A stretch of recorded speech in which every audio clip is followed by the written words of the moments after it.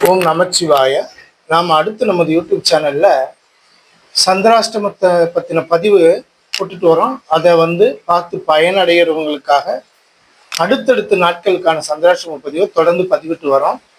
அதன்படி பார்த்தீங்கன்னாக்கா வரக்கூடிய 20/9/2025 சனிக்கிழமைக்கான சந்திராஷ்டமம் அப்படிங்கிறது 20/9/2025 அன்று, அதாவது 19/9/2025 நள்ளிரவுக்கு 1:49 AM முதல் 20/9/2025 சனிக்கிழமை 8:06 AM முதல் திருவோணம் நட்சத்திரம் 1ஆம் பாதம் சந்திராஷ்டமமாக இருக்குதுங்க. அதே போல 8:06 AM பகல் முதல் நண்பகல் 2:25 PM வரை திருவோணம் நட்சத்திரம் 2ஆம் பாதம் சந்திராஷ்டமமாக வருது.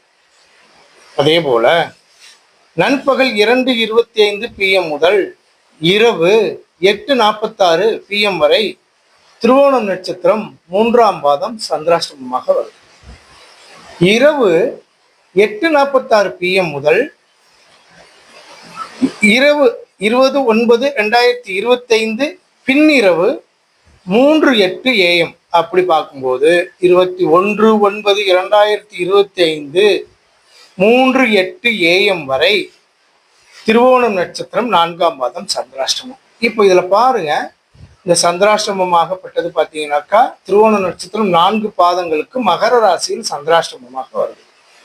இந்த மகர ராசியில் வரக்கூடிய சந்திராஷ்டமம் திருவோண நட்சத்திரத்துக்கு சந்திர பகவானின் நட்சத்திரமான திருவோணம் நட்சத்திரத்தில் பிறந்தவர்களுக்கான 4 பாதங்களுக்கான சந்திராஷ்டம பதிவாக இதை நம்ம பதிவிட்டிருக்கோம்.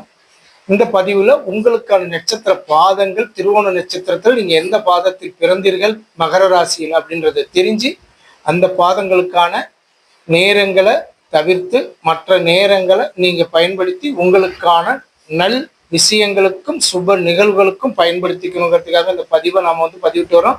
இதை தொடர்ந்து பார்த்து நமக்கு ஆதரவு கொடுத்துட்டு இருக்க அத்தனை நண்பர்களுக்கும், ஜோதிட ஆர்வலருக்கும், ஜோதிட நண்பர்களுக்கும் எனது நன்றியை தெரிவிச்சுக்கிறேன்.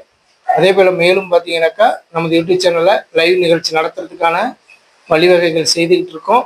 அதன்படி பார்த்தீங்கன்னா உங்களோட கேள்விகள் முக்கியமானது என்னன்றத சப்ஸ்கிரைபர் அதிகமாக வந்ததற்கு பிறகு நாம் அந்த லைவ் நிகழ்ச்சி தொடங்குறதுக்கான ஏற்பாடுகள் செய்துட்டு இருக்கோம்.